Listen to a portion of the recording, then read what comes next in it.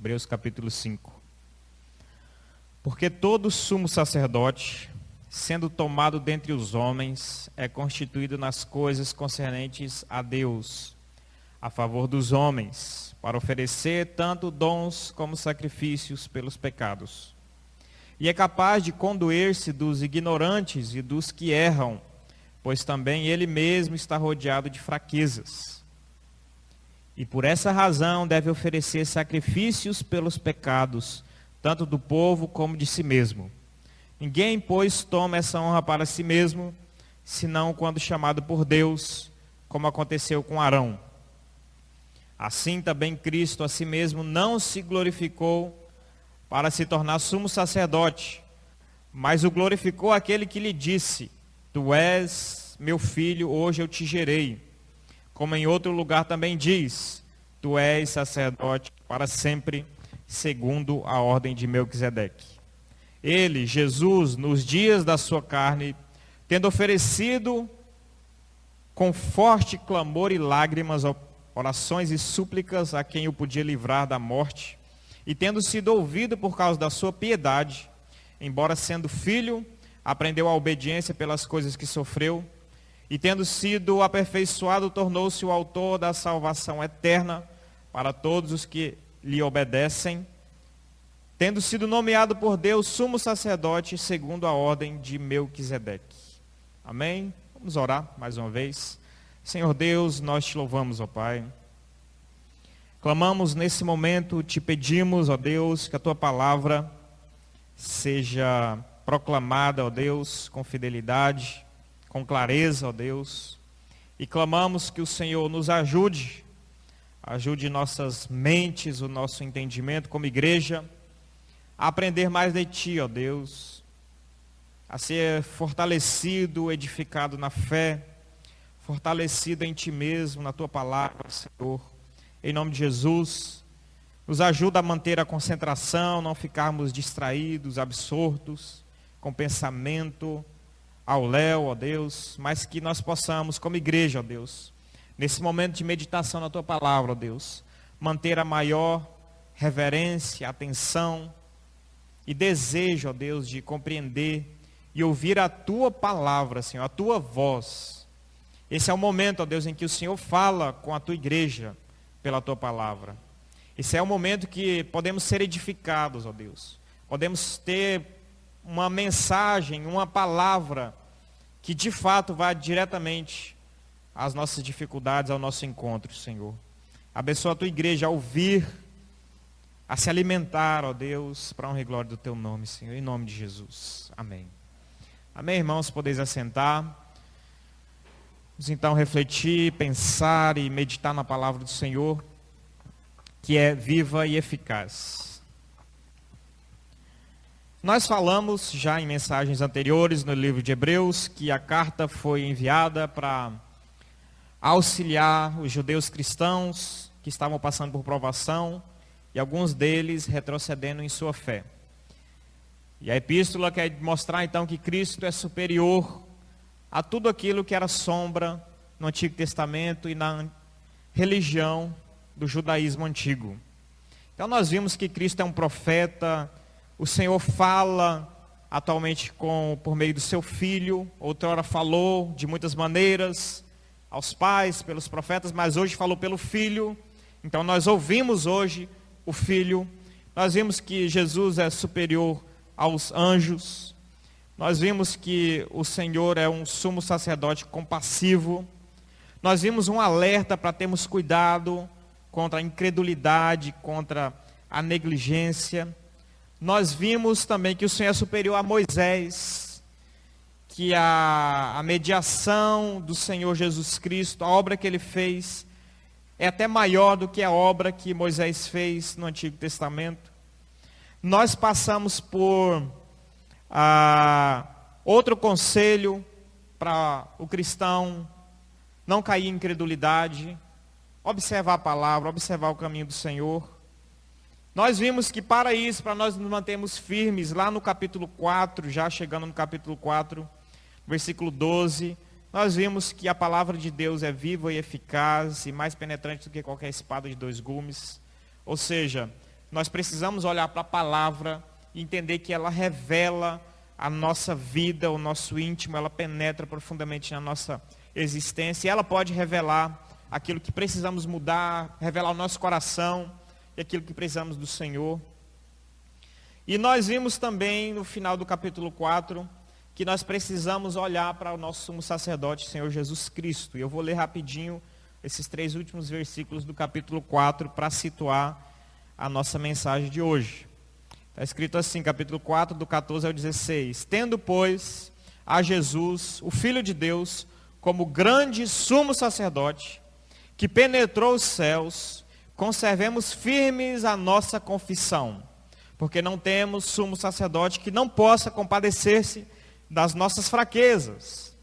Antes foi ele tentado em todas as coisas, a nossa semelhança, mas sem pecado.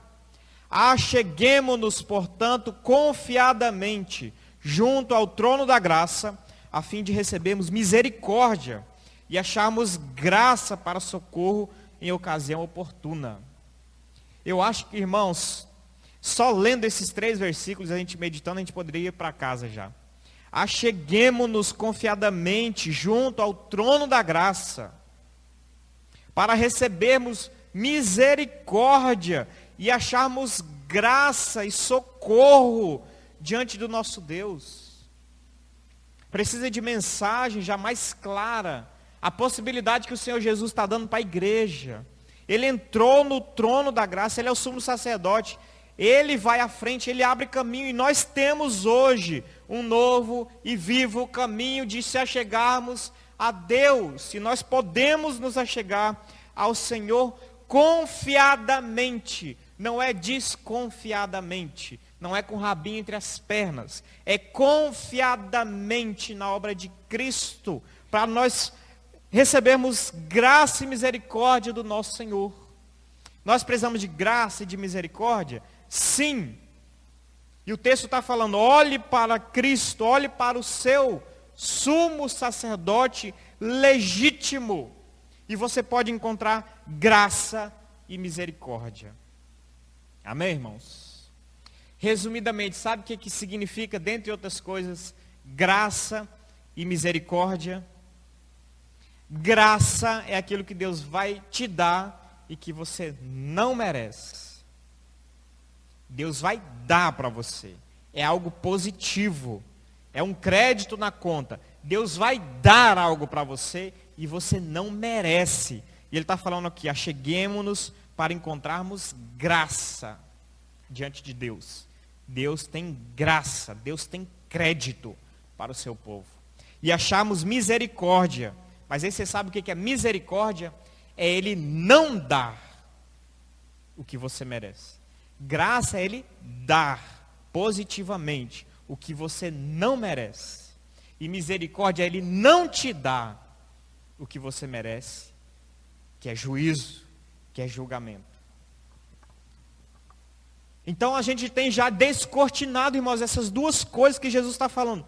Achegue-se, eu sou o sumo sacerdote, e você vai encontrar graça e misericórdia. Se você precisa de coisas em termos positivos, e você precisa de coisas em termos negativos, ou seja, se você precisa acrescentar coisas na sua vida, e se você precisa de tirar coisas da sua vida, é com Deus então. É uma aplicação básica. Se eu preciso de virtudes, de graça de Deus para a minha vida, eu vou encontrar no Senhor.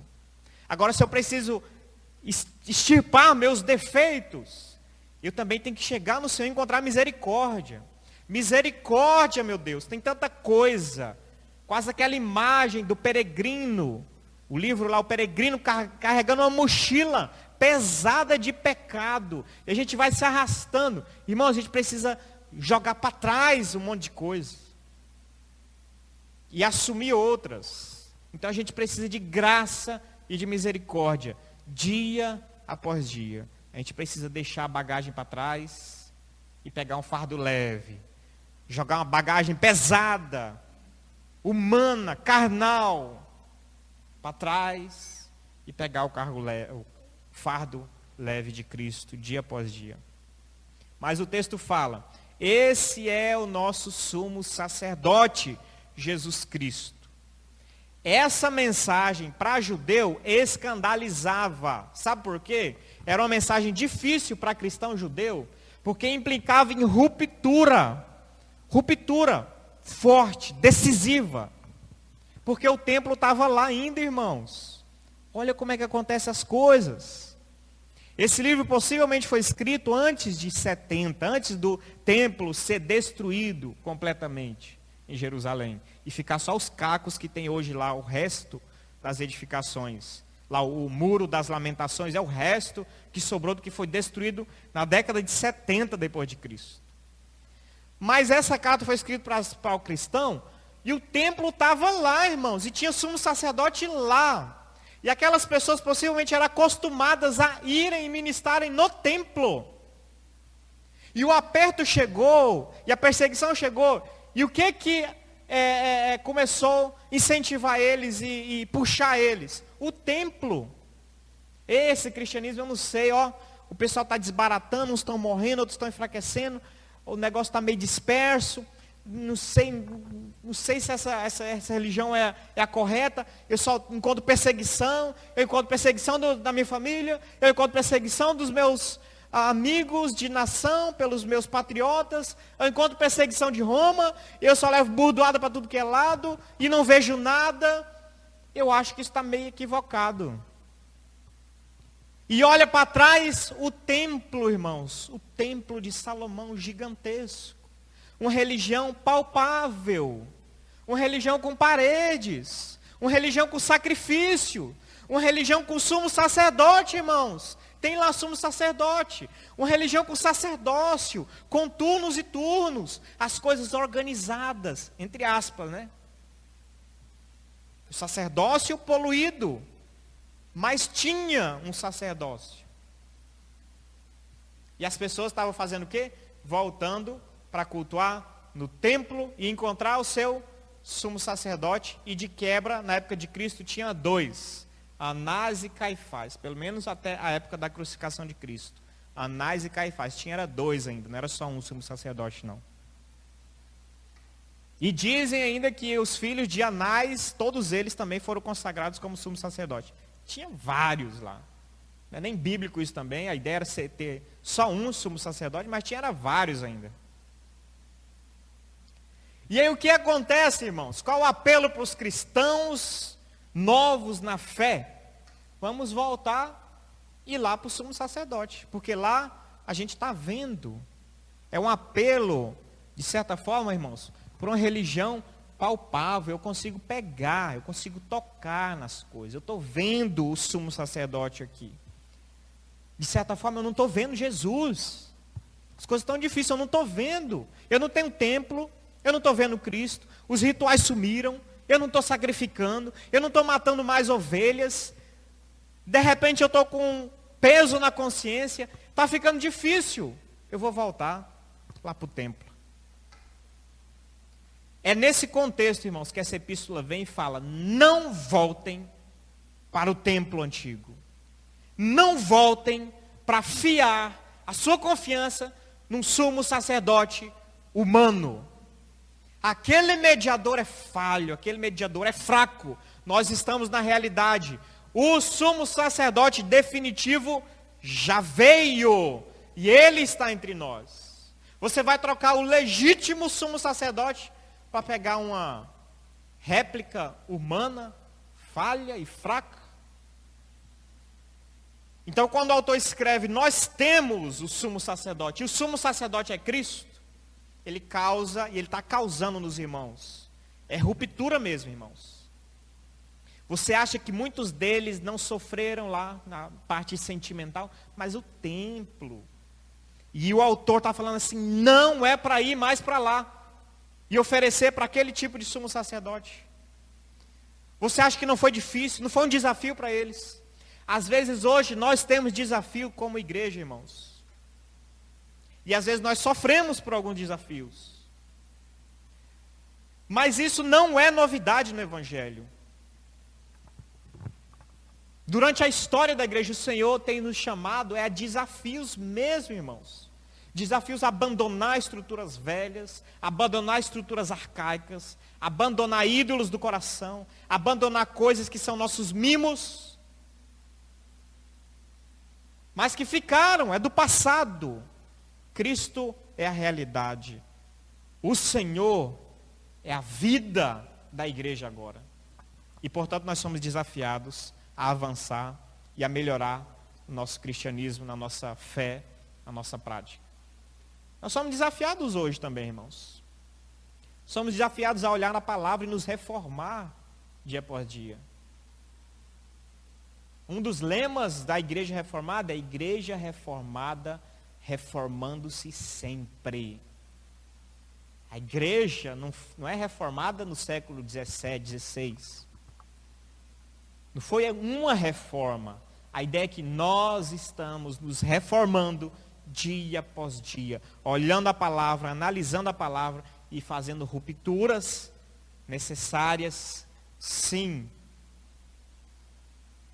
Deixando templos para trás, deixando rituais para trás. Nós vamos a cada dia mais nos aproximando de Cristo e vivendo a adoração e o culto que é agradável a Ele, em nome de Cristo. E a gente tem que avançar, não é regredir, irmãos. A gente tem que avançar, não é voltar a tocar um chifre de boi dentro da igreja, um chofar para cultuar. Não é balançar bandeira de Israel. Não é trazer a Arca da Aliança de novo, fazer desfile com a Arca da Aliança. Tem igrejas que consagraram, não estou mentindo, irmãos. Isso é um absurdo. Mas tem igreja por aí, se diz igreja, que consagrou a figura de um sumo sacerdote no seu templo. E ele se chama Flávio. Sumo sacerdote Flávio. Então, irmãos, quando eu olho um texto desse, eu fico pensando assim: irmãos, extrapolou a brincadeira, extrapolou a ignorância, extrapolou o modismo, extrapolou o pragmatismo, entrou numa heresia pesada. Você, depois de Hebreus, em que Hebreus está falando que Jesus é o nosso sumo sacerdote final e definitivo, depois disso você ir para uma igreja falar com o sumo sacerdote Flávio, eu vou te falar, viu, é uma aberração, irmãos. Você trocar o mediador, Cristo, que entrou no céu e está falando: achegue-se à presença de Deus, porque você vai encontrar graça e misericórdia por causa da minha obra. Você trocar esse sumo sacerdote para ir conversar com um homem que se chama sumo sacerdote. Você trocar a quem te pode dar acesso ao trono da graça para um comedor de feijão que está precisando muito de perdão de pecados. E de parar de brincar com coisa séria. Parar de brincar com a fé. Porque isso não é brincadeira. Isso aqui não é brinquedo, não é brincadeira. É para sair por aí brincando, ludibriando as pessoas, enganando as pessoas. Isso aqui é coisa séria. O cara não pode ir falar que é sumo sacerdote. Se a igreja no Brasil tivesse um pouco mais de atenção, uma pessoa dessa era para ser excluída. Excluída entre aspas. Não era para ser ouvida. É um falso profeta, é um enganador no meio da igreja. A gente tem que ser mais criterioso, irmãos. As coisas sérias de Deus. O sumo sacerdote é Cristo. E o texto fala assim. Então, o capítulo 5 é só para dizer o seguinte: Jesus é um sumo sacerdote legítimo. Porque isso aqui também causava estranheza para o judeu. O judeu entendia bem que o Messias ia ser profeta. O judeu até entendia bem que o Messias ia ser rei, messiânico, assumir o reinado. Mas ele não tinha muita clareza que seria o sumo sacerdote. Que seria o responsável maior de levar as pessoas a Deus. O sacerdote tinha essa missão, irmãos, de levar a pessoa a Deus. E o profeta trazia Deus à pessoa com a mensagem de Deus. Então não tinha muita clareza. Então quando ele fala: olha, vamos a chegar a Jesus Cristo, Filho de Deus, como nosso grande sumo sacerdote. Aí ele precisa explicar, legitimar. Jesus é sumo sacerdote? Sim. Eu vou mostrar para vocês. E aí ele, no capítulo 5, de 1 a 10, ele vai mostrar que Jesus é legitimamente o sumo sacerdote. E mais na frente, aí sim ele vai mostrar que Jesus é o sumo sacerdote e é maior do que tudo, é maior do que os levitas, é maior do que o sacerdócio de Arão, é maior do que todos. Mais na frente tem uma mensagem, tem um capítulo 7, e ele vai falar que Jesus é maior. Aqui ele só quer mostrar, Jesus é sumo sacerdote, é legítimo essa função, esse ofício na vida dele. E é claro, de quebra ele quer falar o quê? Apeguemos-nos a esse sumo sacerdote, não aquele lá do templo. Aquilo lá passou já, ficou para trás. Desde quando Cristo estava na terra, aquele sumo sacerdócio já estava corrompido e já foi declinado.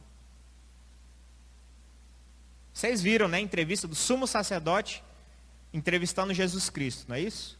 Chamou Jesus de blasfemo. E depois insurgiu toda a nação e a liderança a crucificar a Cristo.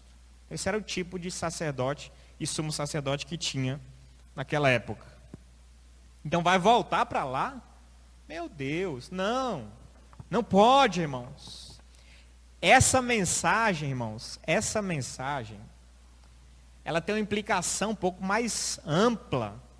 A gente está falando de retornar ao judaísmo antigo, desses cristãos, mas ela quer falar para mim e para você de não retornar do cristianismo para nada do passado. Ela tem uma implicação maior, irmãos. Ela está falando comigo e com você há muito tempo, para não retornar ao passado, não regredir para nada, irmãos. Na vida ética, na vida moral, na minha vida religiosa, no meu culto. Não retorne, irmãos. Não retorne a práticas antigas, práticas duvidosas, a cultos duvidosos. A gente tem falado tanto, tem insistido, batido nessa tecla, tanto a primazia pela centralidade de Deus no culto, por louvores cristocêntricos, por um culto reverente, por um culto respeitoso, por um culto teocêntrico e não antropocêntrico, por uma vida onde Deus é o centro das nossas atenções e não o homem.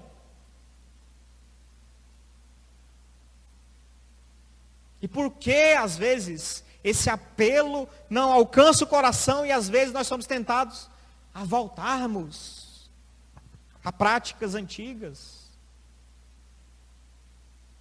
a uma vida antiga, uma adoração antiga.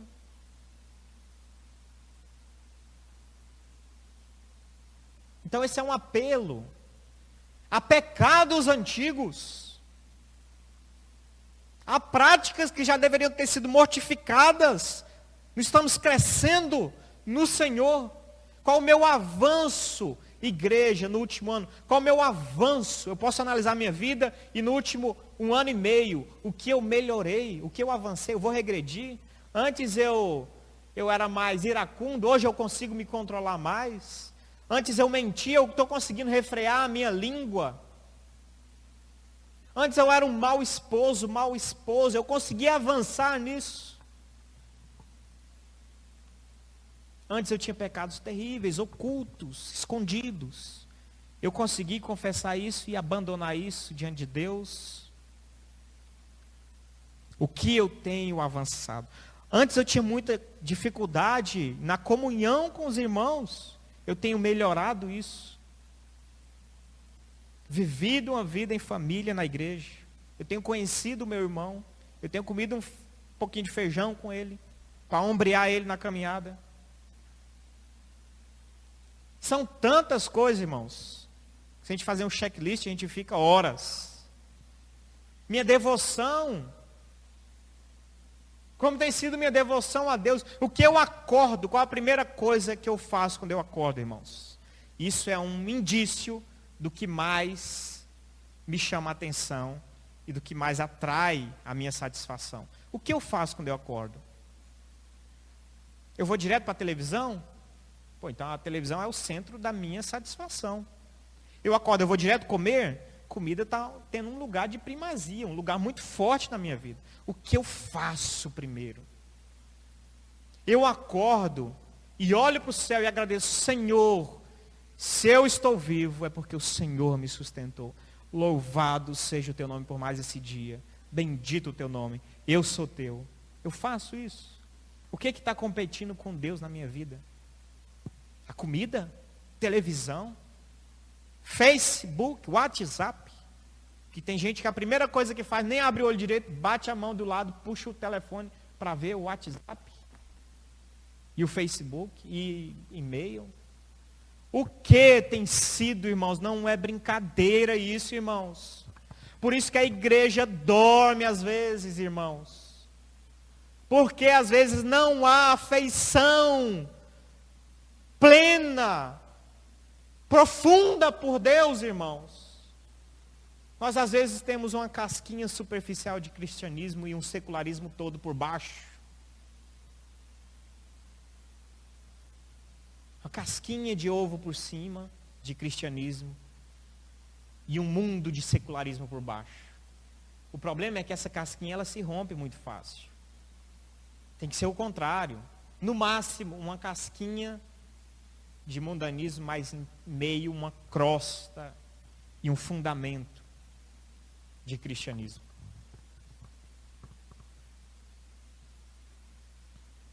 Então nós às vezes regredimos, irmãos.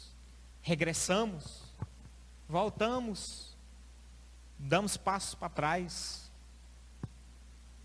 Então a mensagem aqui de Hebreus, implicitamente é, não volte, não regresse, não regrida.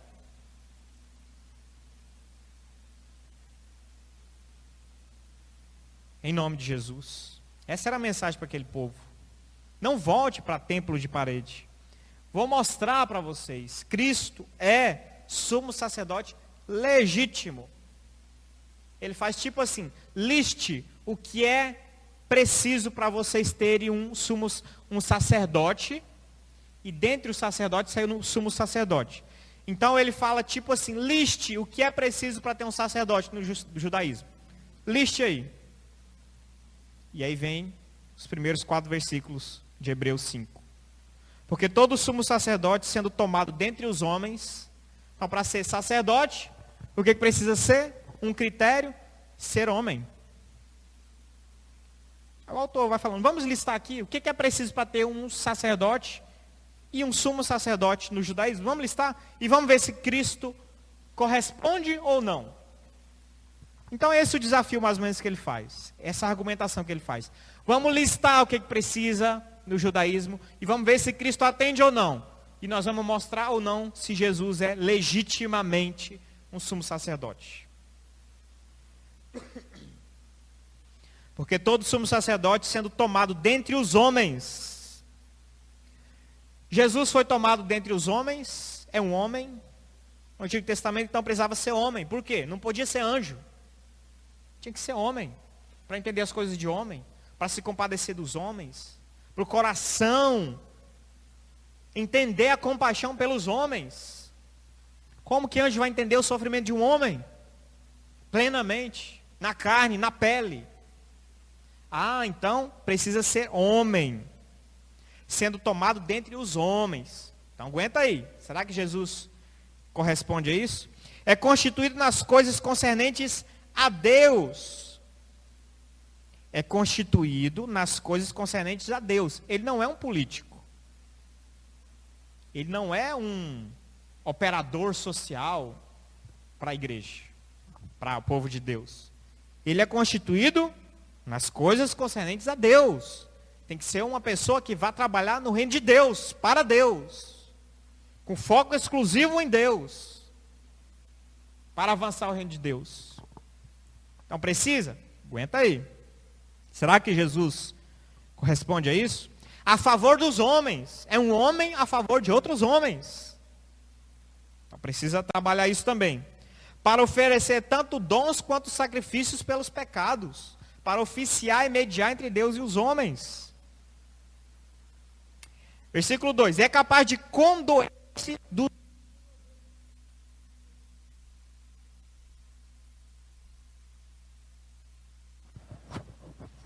e é capaz de condoer-se dos ignorantes.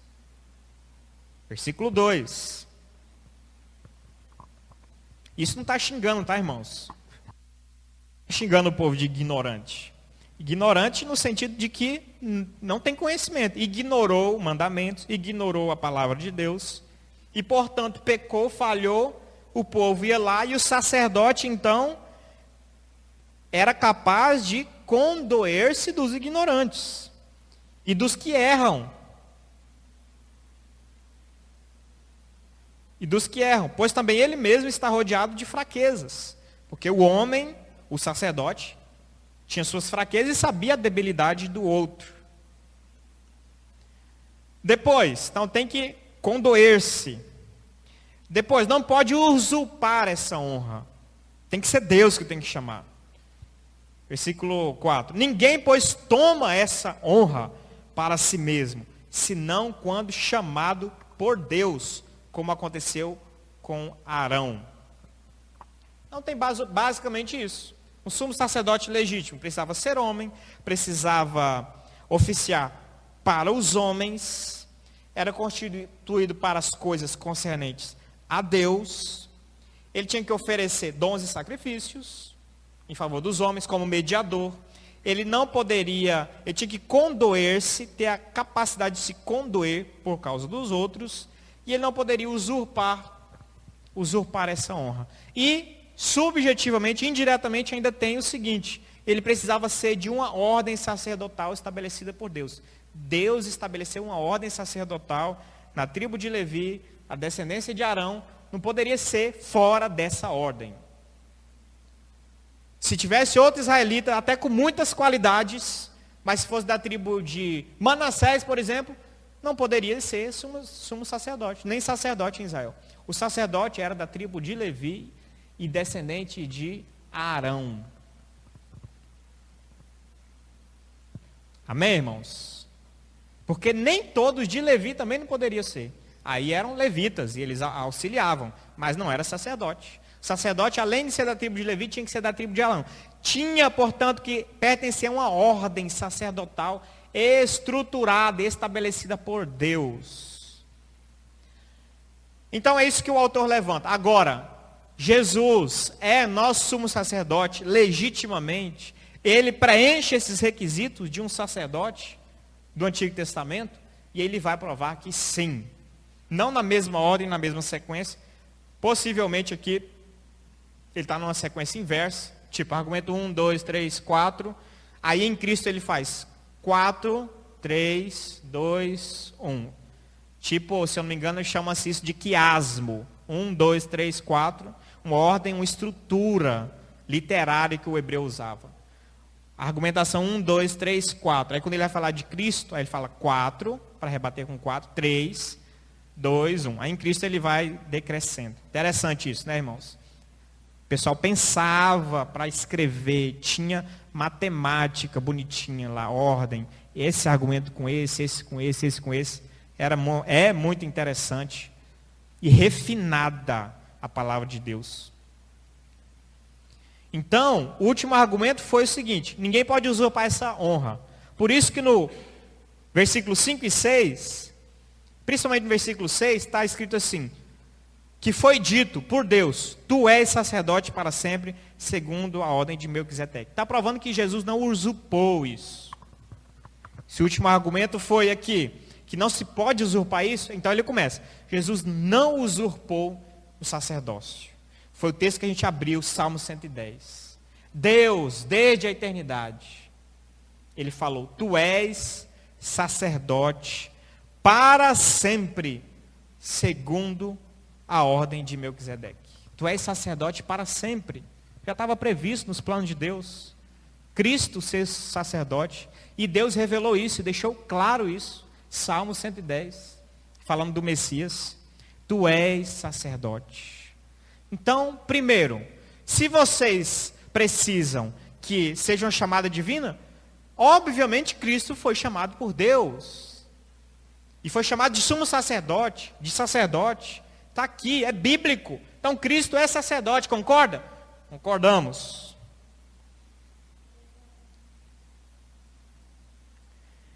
Depois, ele falou sobre precisa ser homem, não é isso? Então eu vou já passar para a humanidade. Quando a gente lê os versículos 7 e 8, ele, nos dias de sua carne, tendo oferecido com forte clamor lágrimas, olha só, nos dias de sua carne, ofereceu com lágrimas, ofereceu o quê? Oração e súplicas a quem eu poderia livrar da morte. Quem é que pode viver os dias, conhecido como dias de sua carne?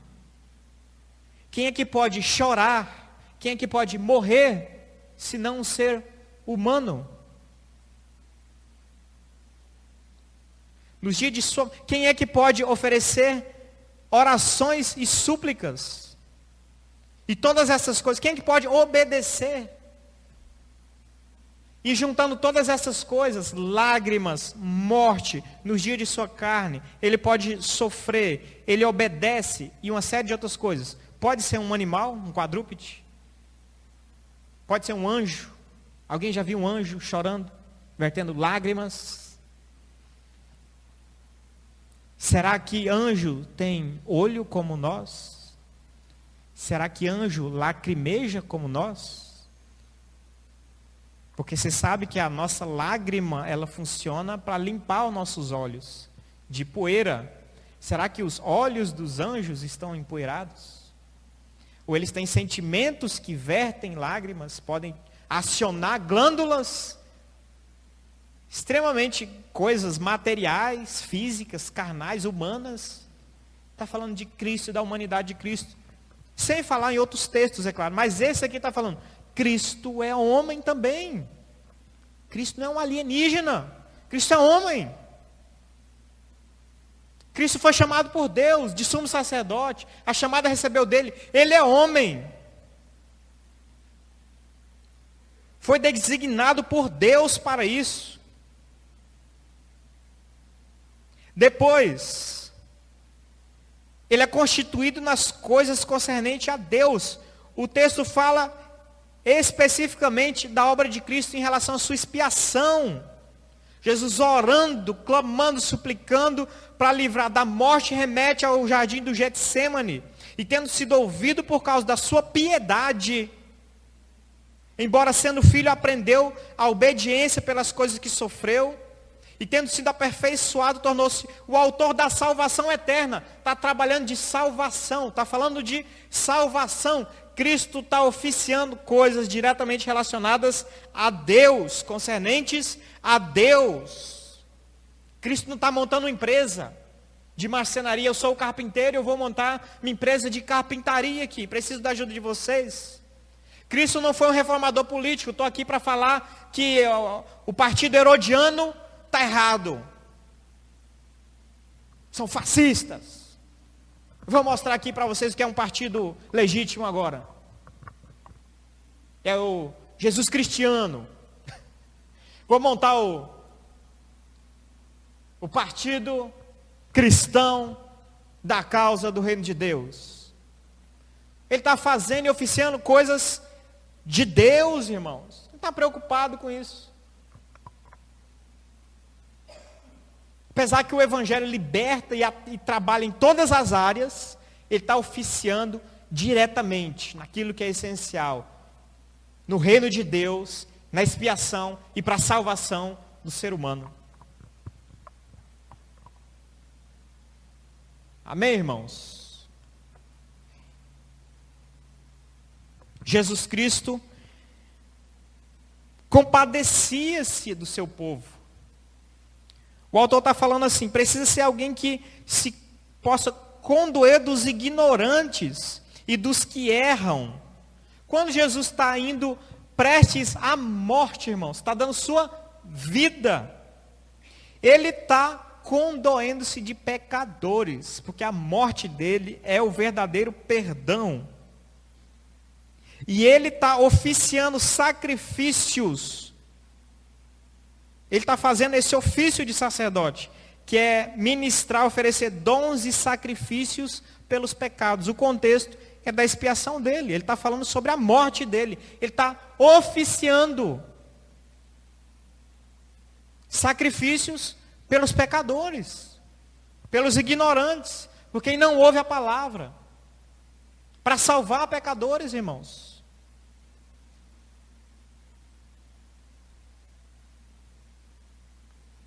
Aqui fala que o sumo sacerdote tinha que condoer-se, não é isso? Tinha que ser capaz de condoer-se dos ignorantes e dos que erram, pois também ele mesmo está rodeado de fraquezas.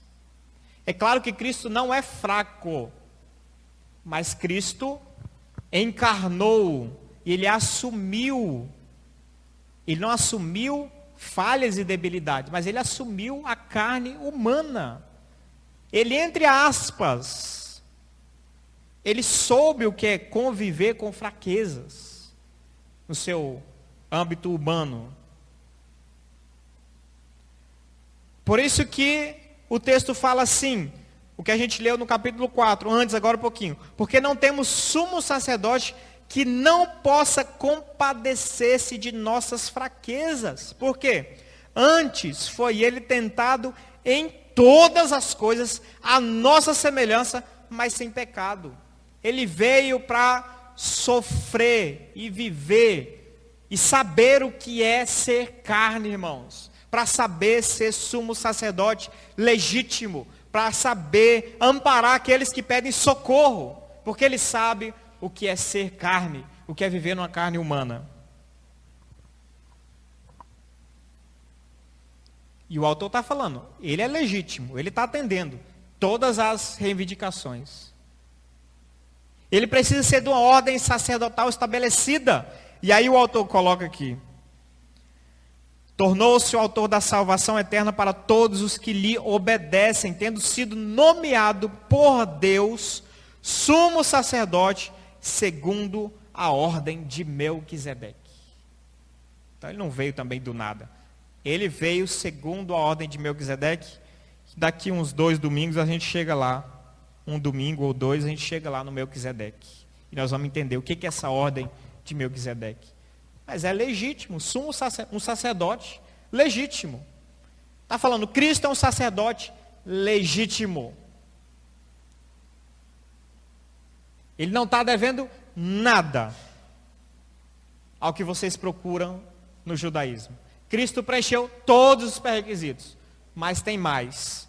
2 passos à frente ele vem mostrando, mas ele não é só um sacerdote ou um sumo sacerdote como esses que estão aí. Vou falar mais sobre esse sumo sacerdote. Ele é o maior de todos que existiu desde Arão, há quase 2000 anos atrás, até hoje.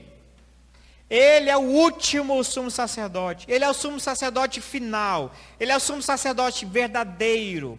Ele é o sumo sacerdote que finaliza também o ofício sumo sacerdotal na terra. Finalizou em Cristo, irmãos. Acabou. Não tem mais. Não se resgata mais sumo sacerdote na igreja. E nem o sacerdote, conforme o Antigo Testamento. O sacerdócio do Novo Testamento é compreendido como o povo de Deus, tendo a possibilidade de chegar diretamente ao trono da graça. Então, nesse sentido, eu não preciso mais de mediador. Então, eu sou raça eleita, sacerdócio real, nação santa. A igreja hoje, toda a igreja, é considerada como sacerdote, porque pode entrar diretamente, não precisa de ninguém para oferecer e mediar nada por você, a não ser Cristo. Então não se resgata o ofício sacerdotal mais na igreja, como no passado. Não se tem sumo sacerdote mais na igreja. Essas coisas foram concluídas. Página virada. Nós estamos em Cristo agora. O nosso sumo sacerdote é Cristo. Amém? E nós encerramos com o texto do final do capítulo 4. Tendo, pois, a Jesus, Filho de Deus, como grande sumo sacerdote que penetrou os céus, conservemos firmes a nossa confissão, a nossa fé, conservemos firmes em Cristo, no sumo sacerdote legítimo, porque não temos sumo sacerdote que não possa compadecer-se das nossas fraquezas, Antes foi ele tentado em todas as coisas, a nossa semelhança, mas sem pecado. Ele não é como comedor de feijão por aí, pecador. O nosso final e legítimo e último sumo sacerdote, ele não tem pecado, irmãos. Acheguemo-nos, portanto, confiadamente, junto ao trono da graça, a fim de recebermos misericórdia e acharmos graça para socorro em ocasião oportuna.